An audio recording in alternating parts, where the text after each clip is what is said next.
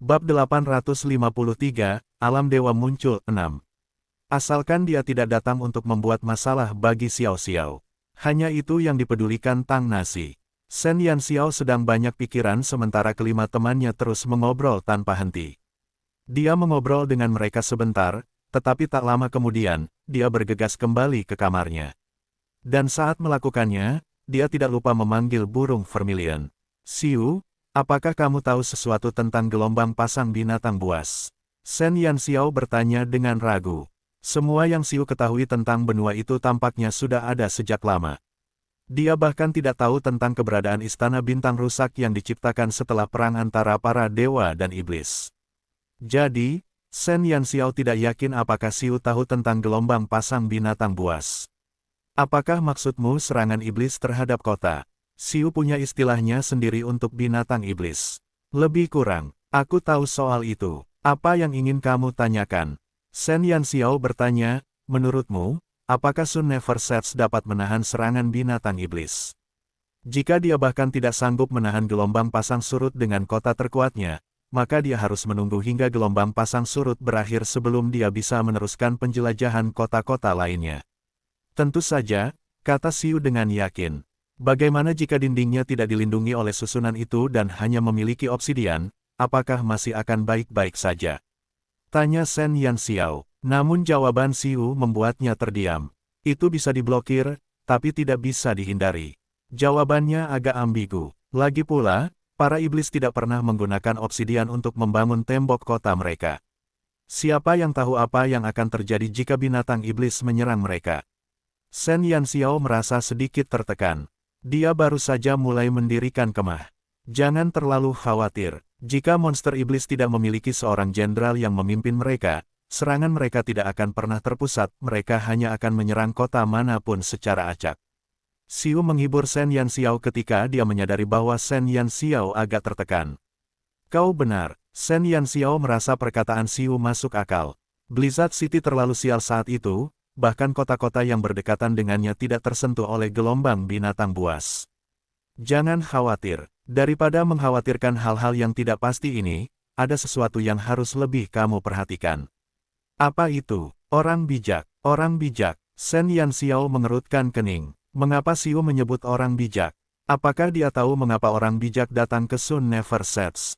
Bagaimana dengan orang bijak? Xiu terdiam beberapa saat sebelum berkata pelan, aku pernah melihatnya sebelumnya. Meskipun auranya kuat, auranya agak berbeda dari hari ini. Aku bisa merasakan auranya dengan jelas di lembah lava, tetapi aku tidak mendeteksi energi apapun di tubuhnya tadi. Meskipun penampilannya tidak berubah, aku yakin mereka bukan orang yang sama. Bukan, orang yang sama. Shen Yan Xiao tercengang. Ketika bertemu dengan orang bijak itu lagi, dia tidak menyadari ada yang salah dengannya. Namun, dia paling mempercayai kata-kata Xiu.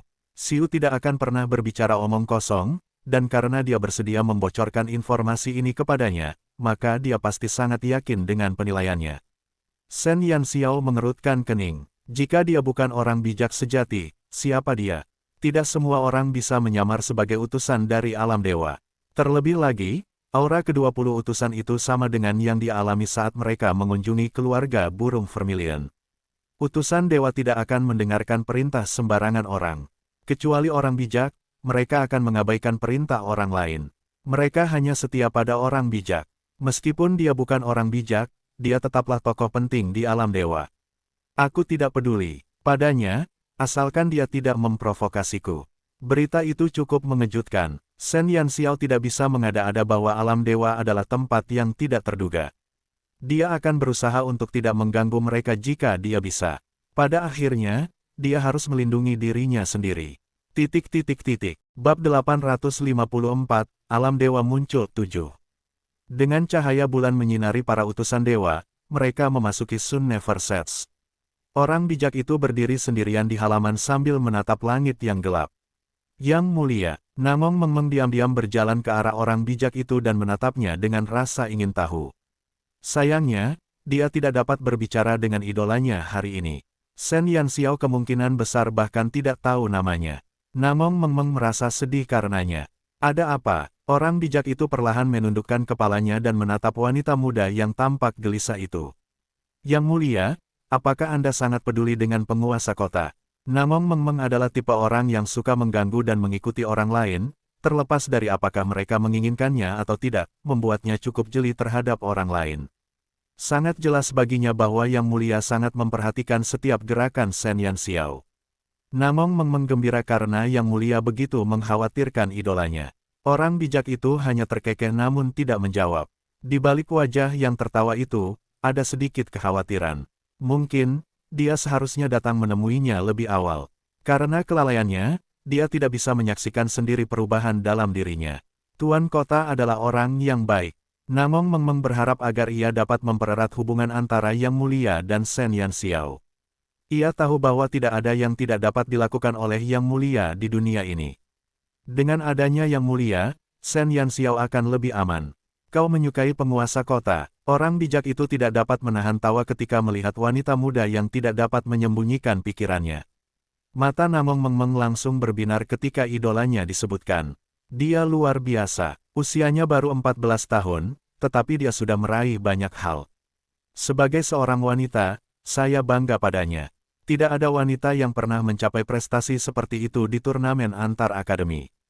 Shen Yanxiao adalah wanita pertama di benua cemerlang yang melakukannya. Terlebih lagi, dia adalah orang yang menghargai persahabatan dan kebenaran. Dari hubungannya dengan Shen Feng dan Shen Ling, orang bisa tahu bahwa dia bukanlah orang yang tidak berperasaan. Kekuatan, otak, dan hati emas. Jarang sekali melihat wanita seperti dia. Bahkan Namong Mengmeng mengagumi Shen Yanxiao. Benar sekali, dia memang luar biasa. Nada bicara orang bijak itu agak sulit dimengerti. Seolah-olah dia senang tetapi dengan sedikit kekhawatiran. Seberapa hebat bakatnya, jika itu orang lain, itu akan sangat hebat. Namun, bagi Shen Yanxiao, orang tidak akan tahu apakah itu berkah atau kutukan. Yang Mulia, kapan Anda siap untuk berbicara dengan penguasa kota? Namong Mengmeng penasaran. Dia sudah tahu tujuan sebenarnya mereka datang ke Sun Never Sets, tetapi Yang Mulia tampak ragu untuk menjelaskan apapun di depan Shen Yanxiao. Dia tidak bisa memahami niatnya. Orang bijak itu menyipitkan matanya dan berkata, tidak usah terburu-buru. Dia sudah khawatir kita akan muncul di Sun Never Sets. Jika aku mengatakan yang sebenarnya, aku khawatir dia akan salah paham. Ketika dia melangkah masuk ke kota, dia langsung merasakan aura elemen gelap yang pekat. Itu adalah aroma kuat yang bercampur dengan aura iblis. Dia yakin ada iblis di kota itu. Hanya butuh waktu setengah tahun bagi Sun Never Sets untuk diselesaikan, dan kecepatan penyelesaiannya sungguh mencengangkan. Dia juga tahu tentang kartu-kartu yang dimiliki Shen Yanxiao di tangannya. Mustahil baginya untuk melenyapkan semua iblis di kota utama dalam waktu sesingkat itu, apalagi membangun kota sebesar itu. Oleh karena itu, ia percaya bahwa setan di matahari tak pernah terbenam masih ada. Shen Yanxiao pasti tahu hal itu, dan dia juga menyadari sikap alam dewa terhadap iblis. Sekalipun dia tampak tenang, dia tahu dia masih khawatir. Dia khawatir alam dewa akan mengetahui keberadaan setan. Bab 855, Alam Dewa Muncul 8. Namun, dia tidak menyadari bahwa orang-orang dari alam dewa memiliki persepsi tajam terhadap setan. Meskipun mereka tidak dapat melihat setan di matahari yang tak pernah terbenam, aura setan masih ada di tanah itu.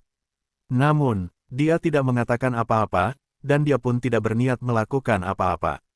Begitu ya, Namong Mengmeng mengangguk, tetapi dia tidak begitu mengerti apa maksudnya. Dia masih berpikir kapan dia harus merayu idolanya. Jika dia tetap berada di hadapan Yang Mulia pasti tidak akan membiarkannya melakukan apapun yang diinginkannya. Sudah malam, sebaiknya kau istirahat, kata orang bijak itu dengan lembut. Ya, Namong Mengmeng adalah gadis pemberani di alam dewa, tetapi dia tidak berani membuat masalah di depan Yang Mulia. Dia hanya bisa merangkak kembali ke kamarnya dengan patuh. Namun, dia tidak tidur, karena dia masih ingin berinteraksi dengan Shen Yanxiao. Jika dia tidak mengaku kepada idolanya saat begitu dekat dengannya, dia akan mati karena frustrasi. Dengan niat untuk segera merayu Shen Yanxiao, Namong Mengmeng memasuki alam mimpinya. Keesokan paginya, Shen Yanxiao dengan malas bangun dari tempat tidur, tetapi ada dua bekas samar kantung hitam di bawah matanya yang berair. Dia tidak bisa tidur nyenyak tadi malam. Kedatangan tiba-tiba orang-orang dari alam dewa telah mengejutkannya. Dia khawatir mereka akan menemukan para iblis, dan dia juga khawatir tentang gelombang binatang buas setelah dia mendengar kata-kata orang bijak itu. Namun, sebelum dia bisa mencerna kedua informasi itu, Xiu mengatakan kepadanya bahwa orang bijak itu mungkin orang lain. Itu adalah perjalanan yang sulit. Mengapa dia harus terus-menerus sakit kepala? Shen Yanxiao memikirkan ketiga pertanyaan itu sepanjang malam. Ia tahu bahwa ia hanya akan tertidur saat fajar menyingsing, tetapi ia masih khawatir. Ia bangun tidak lama setelah itu. Sekalipun dia sangat lelah, dia masih memikirkan solusinya. Kemarin, dia telah memerintahkan Fruit untuk membawa para iblis agar tinggal di kota bawah tanah selama beberapa waktu. Alam dewa mungkin tidak akan menyadari sesuatu yang tidak biasa selama periode itu. Mengenai masalah kota oriental dan gelombang binatang, Shen Yanxiao paling banyak memikirkannya. Agar lebih aman, lebih tepat untuk membangun kembali kota oriental setelah gelombang monster berakhir. Meskipun monster iblis tidak akan menyerang kota tanpa komandan, masih ada peluang. Sayangnya, Shen Yanxiao tidak punya waktu untuk menunggu. Dia telah memprovokasi istana bintang pecah, dan mereka mungkin akan datang ke Sun Never Sets untuk menimbulkan masalah kapan saja sekarang. Tanah terlantar adalah wilayah kekuasaannya, jadi dia harus membangun pasukannya di sini. Setiap hari sangat berharga baginya. Semakin cepat ia membangun kembali keempat kota, semakin cepat pula ia akan memiliki kekuatan untuk melawan istana bintang yang rusak. Akhirnya, Shen Yanxiao memilih cara yang paling radikal, melanjutkan proses pembangunan kota oriental. Jika gelombang binatang buas menyerangnya, dia tinggal memimpin binatang-binatang mistisnya untuk mengepung kota. Selama tidak ada sejuta binatang iblis yang menyerang pada saat yang sama, dia yakin mereka masih bisa mempertahankan kota. Bagaimanapun, pertahanan Sun Never Sets sudah sangat kokoh, jadi tidak akan jadi masalah besar jika monster iblis menyerang kota itu. Tidak akan sulit untuk memusatkan seluruh kekuatan mereka pada pertahanan kota lain. Mengenai pertanyaan terakhir, apakah orang bijak di kotanya nyata atau palsu? Shen Yanxiao awalnya tidak khawatir tentang hal itu. Bagaimanapun, dia tidak ada hubungannya dengan urusan orang bijak itu. Namun, dia punya firasat bahwa orang-orang dari alam dewa tidak datang ke Sun Never Sets. Karena alasan sederhana, alam dewa tidak memiliki negara tertentu yang menjadi afiliasi mereka, dan dia bukan satu-satunya kota di tanah terlantar. Jika dilihat dari seberapa lama kota itu berdiri, 3 penguasa kota lainnya seharusnya lebih dapat diandalkan daripada dia, yang baru saja membangun Sun Never Sets. Namun, orang bijak itu mengabaikan pilihan lain dan langsung menuju Sun Never Sets. Bab 856, Alam Dewa Muncul 9. Shen Yanxiao tidak meninggalkan pembangunan kota oriental karena gelombang pasang. Dia telah mengirim semua orang ke sana, dan sisanya akan bergantung pada kecepatan mereka. Dia hanya perlu duduk di Sun Never Sets dan bermain tai chi dengan orang-orang dari alam dewa. Namun, bisakah seseorang menjelaskan mengapa gadis itu menatapnya dengan mata berbinar sepanjang hari? Semua ini berkat bantuan orang bijak sehingga burung vermilion bisa bangkit. Seluruh keluarga burung vermilion tidak akan cukup berterima kasih padamu. Shen Feng sangat menghormati orang bijak itu. Meskipun orang itu terlihat seumuran dengan cucunya, dia tetap berbicara dengan penuh rasa hormat. Itu adalah tanggung jawab alam dewa untuk melakukannya, jadi tidak perlu berterima kasih padaku. Aku juga telah menerima binatang ajaib keluarga burung vermilion hari itu, jadi kita tidak berutang apapun satu sama lain. Orang bijak itu tersenyum tanpa kesombongan. Mereka seharusnya memiliki percakapan yang harmonis, tetapi Shen Yanxiao merasa tidak nyaman dengan percakapan tersebut. Sejak Shen Yanxiao muncul, wanita muda yang berjongkok di samping orang bijak itu tidak mengalihkan pandangan darinya. Jika itu laki-laki, Shen Yanxiao akan mengerti. Namun, mereka berdua adalah perempuan. Mengapa wanita muda itu tidak melihat ke arah 5 pemuda tampan yang menemaninya? Mengapa dia terus menatapnya? Sekalipun Shen Yanxiao memiliki kesan yang baik terhadap Namong Mengmeng, dia tidak tahan dengan tatapan matanya yang penuh gairah. Dia mengalihkan pandangannya dari kiri lalu ke kanan, tidak berani menatap matanya. Shen Yanxiao tidak memiliki banyak wanita di sisinya. Phoenix betina, yang biasanya menghabiskan sepanjang hari bersamanya, memiliki penampilan yang lembut seperti air. Meskipun Yin Jiuchen, yang seperti adik perempuannya, sangat terobsesi untuk mengikutinya, tatapannya jauh lebih halus jika dibandingkan dengan tatapan Namong Mengmeng yang intens dan penuh gairah. Adapun Enchantress, keganasan Enchantress tidak bisa lagi dianggap sebagai seseorang yang berjenis kelamin sama. Dia akan menggoda Dulang sepanjang hari. Kecuali mereka bertiga, Shen Yanxiao tampaknya tidak mempunyai teman wanita lain bersamanya. Meskipun dia telah membeli 1000 budak perempuan, mereka semua memperlakukannya seperti penyelamat mereka. Belum lagi menatapnya dengan penuh nafsu, bahkan menatap wajahnya saja sudah merupakan penghujatan bagi mereka. Apalagi mendekatinya, meskipun Namong Mengmeng belum berbicara dengan Shen Yanxiao, matanya menyala-nyala dengan gairah. Kelima binatang buas, yang sama sekali diabaikan, duduk di samping dan menatap Namong Mengmeng. Menurutku, jangan bilang kalau gadis itu punya fetis khusus. Apakah dia menyukai Xiao-Xiao kita? Tang Nazi menatap Namong Mengmeng. Gadis itu hanya bisa dianggap lembut dan cantik, tidak ada apa-apanya dibandingkan dengan Shen Yanxiao. Namun, dia memiliki pandangan aneh di matanya. Tang Nazi tidak pernah melihatnya mengalihkan pandangannya dari Shen Yanxiao. Dia bahkan tidak melirik mereka sedikit pun. Martabat seorang pria ditantang. Tang Nazi selalu suka menggoda gadis-gadis, tetapi dia jujur pada dirinya sendiri dan tidak berani terlalu dekat dengan Namong Mengmeng. Lucu sekali. Apakah wanita dari alam dewa semuda itu diajak ngobrol? Dia belum ingin mati. Jadi, Xiao-Xiao adalah tipe yang akan memakan pria dan wanita. Qixia membelai dagunya sambil tersenyum. Ini adalah pertama kalinya dia diabaikan oleh seorang wanita, dan alasan pengabaian yang terang-terangan itu adalah seorang gadis kecil. Dia tidak tahu apakah harus tertawa atau menangis. Kamu bisa lebih belak-belakan dalam menunjukkan rasa cemburumu. Yan Yu melirik mereka. Bagaimana bisa mereka cemburu? Bagaimanapun juga, mereka tidak akan cemburu pada anak berusia 14 tahun. Bab 857, Alam Dewa muncul 10. Ah Yu, kau telah tersesat. Qixia menatap Yan Yu dengan ekspresi sedih. Dia adalah yang paling murni dan paling lembut di antara semuanya. Bagaimana mata air itu berubah menjadi air hitam? Siapa yang dekat dengan tinta akan berubah menjadi hitam? Yan Yu mencoba yang terbaik untuk meredakan situasi. Siapa saja yang dekat dengannya? Selain anggota Pantom, tidak ada orang lain. Sayangnya, mereka tidak bisa menggoda Yan Yu. Mereka malah diejek. Mereka semua mengeluh tentang kekuatan bertarung Yan Yu yang melonjak. Shen Yanxiao dan Qixia pasti telah memengaruhi mereka. Shen Yanxiao tidak bisa lagi duduk diam.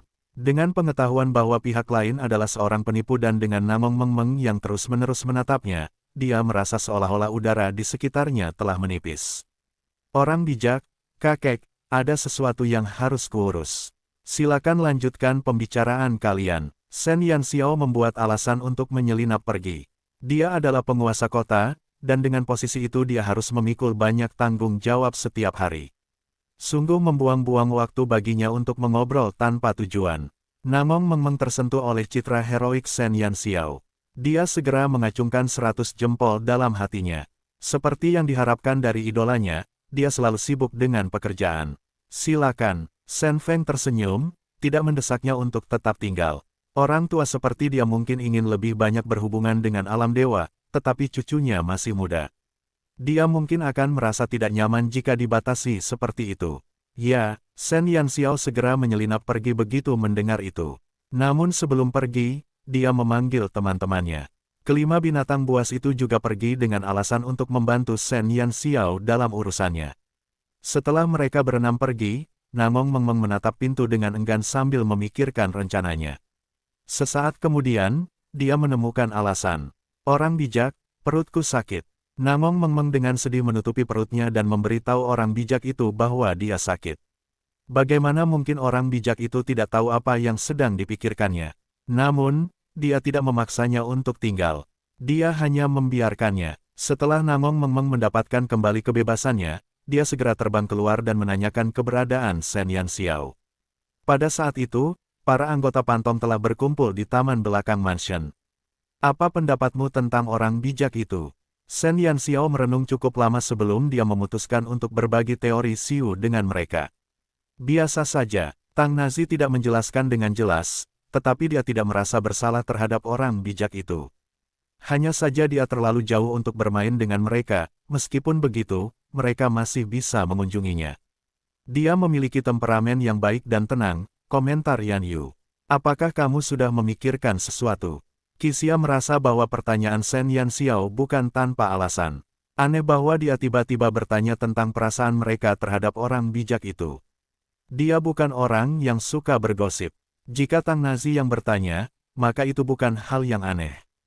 Perhatian Qixia membuat Shen Yanxiao tertawa. Si tukang untung itu, bahkan tanda-tanda masalah sekecil apapun tak luput dari persepsinya. Apakah kau akan percaya jika aku mengatakan bahwa orang bijak itu bukanlah orang yang sama yang telah membantu kita membangkitkan binatang buas mistis kita? Shen Yanxiao perlahan-lahan menjatuhkan bom. Untuk sesaat, semua orang tercengang. Kecuali Li Xiaowei, yang belum pernah melihat orang bijak itu, mereka semua pernah bertemu dengannya sebelumnya. Baik dari penampilan, fisik, maupun temperamennya, orang bijak dalam Sun Never Sets sama persis dengan yang mereka ingat. Mereka merasa sulit menerima ketika Shen Yanxiao tiba-tiba mengatakan bahwa dia palsu. Mengapa menurutmu begitu? Qixia mengerutkan kening. Fakta bahwa orang bijak itu palsu bukanlah masalah kecil. Selain itu, dia tidak melihat tanda-tanda mencurigakan dari utusan dewa di sekitar orang bijak itu. Namun, Shen Yanxiao pasti menyadari sesuatu jika dia menebaknya. Bab 858, Alam Dewa Muncul 11. Tentu saja Shen Yanxiao tidak akan memberitahu mereka bahwa Xiu adalah orang yang memberitahunya tentang hal ini. Saya merasakannya, meskipun dia tidak terlihat berbeda, saya tidak bisa merasakan kekuatannya. Ketika orang bijak membangunkan burung vermilion di lembah lava, saya masih bisa merasakannya saat itu. Tapi sekarang, saya tidak bisa merasakan apapun. Semua orang bisa menerima penjelasan Shen Yanxiao. Mereka mengerti mengapa dia memiliki keraguan seperti itu. Ketika burung vermilion bangkit, Shen Yanxiao belum naik ke kelas 1. Dia hanya bisa dianggap sebagai pemula yang terlatih dalam sihir dan aura pertempuran. Dia sudah bisa merasakan auranya ketika dia berada di level awal. Namun, ketika dia naik ke level lanjutan, dia tidak bisa lagi merasakan auranya. Ini agak aneh. Sebelumnya aku tidak menyadarinya. Berdasarkan apa yang kau katakan, sepertinya memang begitu. Saat aku bertemu dengan orang bijak itu, aku juga tidak merasakan aura apapun darinya. Qixia menyentuh dagunya. Dia tidak curiga apapun karena penampilan orang bijak itu benar-benar sesuai dengan ingatannya dan karena para utusan dewa di sekitarnya bersikap normal. Akan tetapi, ketika Shen Yanxiao menunjukkan hal itu, memang ada sesuatu yang berbeda pada orang bijak itu. Kecuali Shen Yanxiao, tak seorang pun yang menyadarinya. Meniru orang bijak. Bukankah itu terlalu gegabah? Tang Nazi terdiam. Dia tidak meragukan kesimpulan Shen Yanxiao dan Qixia, tetapi dia masih terkejut.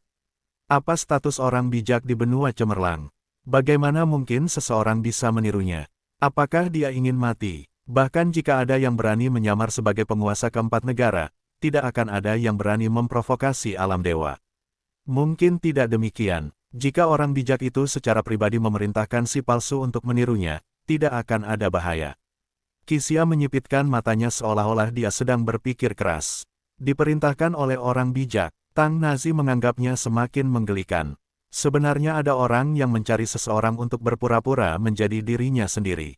Bukankah itu merepotkan? Ya, para utusan dewa itu tidak terlihat seperti palsu. Jadi mereka pasti berasal dari alam dewa. Orang bijak adalah orang dengan otoritas tertinggi di alam dewa, dan semua utusan dewa hanya mendengarkan perintahnya. Jika mereka memiliki perintah orang bijak, para utusan dewa itu pasti akan bekerja sama dengan si peniru.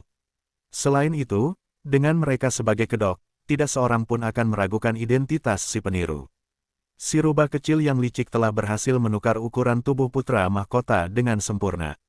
Jika bukan karena Xiu, dia masih akan berada dalam kegelapan. Saya bertanya-tanya mengapa orang bijak ini datang ke kota kita. Karena dia ada di sini, dia pasti punya motif. Aku tidak percaya dia ada di sini untuk memeriksa gelombang binatang buas. Qixia mengernyitkan alisnya. Penjelasan orang bijak itu tampak masuk akal, tetapi juga tidak masuk akal. Penting untuk memperhatikan pergerakan gelombang binatang buas. Namun, masih ada lebih dari setahun lagi sebelum gelombang binatang buas dimulai. Dengan begitu banyak waktu yang tersisa, orang bijak tidak perlu pergi dan memeriksanya sendiri. Utusan dewa dari alam dewa saja sudah cukup menakutkan. Jika situasinya begitu serius sehingga orang bijak perlu memeriksanya sendiri, dia tidak akan mengirim seorang penipu. Para utusan dewa ini bukan berasal dari salah satu dari keempat negara. Sebagai orang-orang dari alam dewa, di kota manapun mereka berada, bahkan tanpa orang bijak, mereka akan tetap menerima sambutan yang paling tulus. Tidak masuk akal, ketika orang bijak ini mengunjungi Sun Neversetts tanpa alasan yang jelas, aku sudah merasa ada yang tidak beres. Kemungkinan besar dia ada di sini untuk mengamati gelombang binatang buas dan mencari tahu tentang situasi di Sun Neversetts. Semakin Kisia memikirkannya, semakin dia merasa bahwa rombongan dari alam dewa pasti punya motif tersembunyi untuk datang ke sini. Bab 859, datang di bawah pengawasan 1. Identitas orang bijak itu menarik perhatian sang hantu. Tepat saat mereka hendak melanjutkan diskusi, Namong Mengmeng menghampiri mereka. Keenam orang itu memiliki pikiran yang sama, mereka segera menutup mulut mereka saat melihat Namong Mengmeng yang tidak diundang. Namong Mengmeng berjalan ke arah mereka dengan gugup. Wajahnya yang cantik memerah, dan matanya yang berkedip masih menatap Shen Yanxiao. Ada apa? Shen Yanxiao merasakan sakit kepala. Yah, Namong Mengmeng menatap Shen Yanxiao dengan gugup. Ini adalah pertama kalinya idolanya berbicara kepadanya. Dia hampir pingsan. Kisia dan yang lainnya menatap gadis di depan mereka dengan rasa ingin tahu. Mereka sudah tidak asing lagi dengan ekspresi malu-malu itu, karena mereka sering melihat ekspresi serupa di sekitar mereka. Namun, kali ini bukan disebabkan oleh mereka. Mereka menatap Shen Yanxiao yang berpura-pura tenang, lalu menatap Namong Mengmeng yang gugup dan pemalu. Kelima pemuda berdarah panas itu tidak punya pilihan selain mengajukan ide aneh. Bukan tugas mereka untuk mengganggu suasana aneh antara kedua gadis itu. Oleh karena itu, kelima binatang buas yang tidak bermoral itu memutuskan untuk duduk di pinggir lapangan dan menunggu untuk melihat bagaimana Shen Yanxiao akan menangani gadis kecil itu. Aku mengagumimu. Bisakah kau menjadi guruku? Namong Mengmeng tiba-tiba bertanya. Saat dia mengatakan itu, dia tercengang. Apakah dia bersikap terlalu terus terang? Awalnya dia berencana untuk membangun hubungan baik dengan Shen Yanxiao sebelum membahas masalah menjadi muridnya. Namun, dia sangat gugup sehingga dia mengungkapkan tujuan utamanya. Namong Mengmeng langsung tersipu, menangis. Itu sangat memalukan. Dia bertindak tanpa rasa bersalah.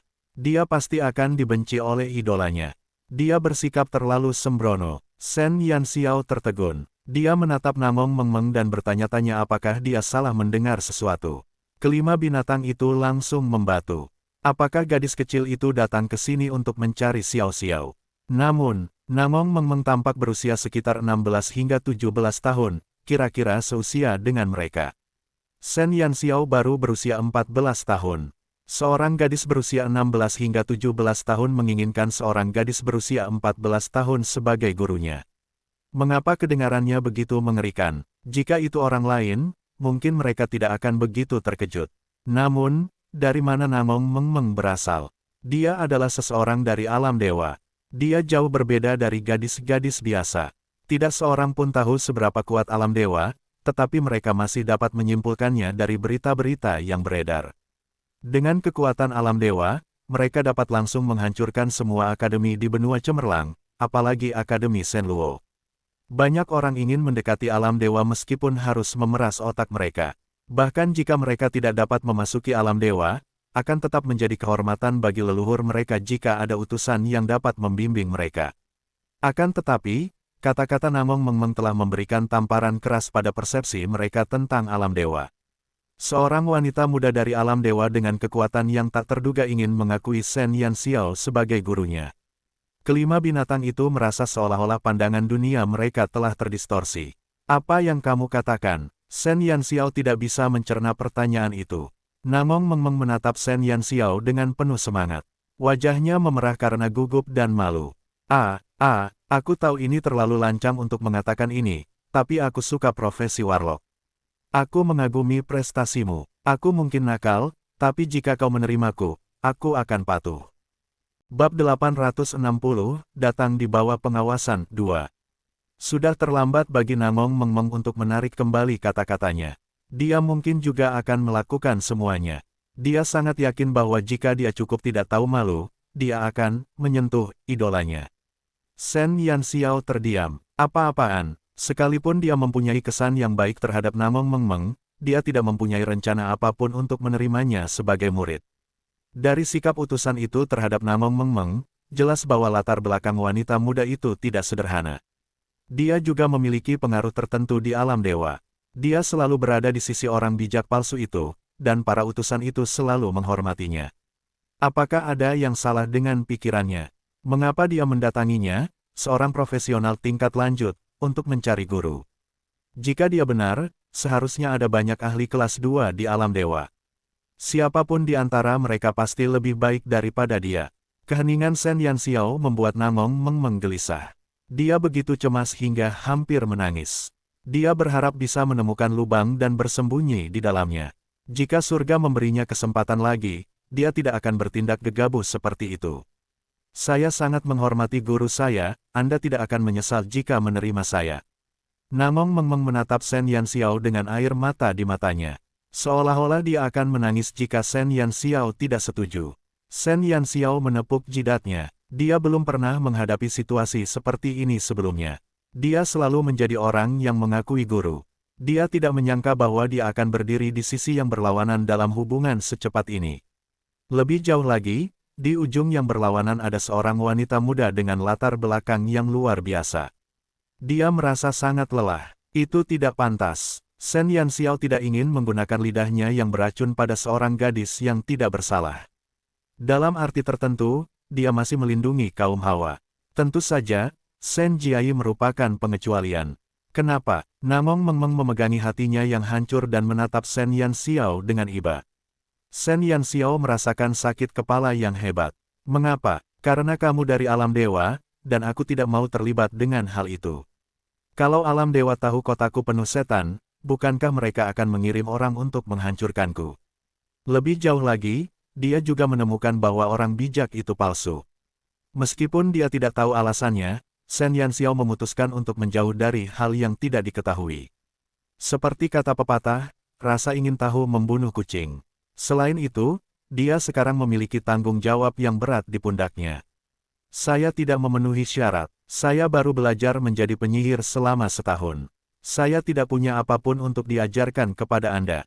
Shen Yanxiao terus terang dengan kekurangannya. Namun, Namong Mengmeng tidak berpikir bahwa citra Shen Yanxiao telah rusak sama sekali. Dia mampu menunjukkan kekurangannya dengan sikap yang rendah hati seperti itu. Seperti yang diharapkan, idolanya adalah orang baik. Namong Mengmeng bahkan lebih bertekad untuk mengakui Shen Yanxiao sebagai gurunya.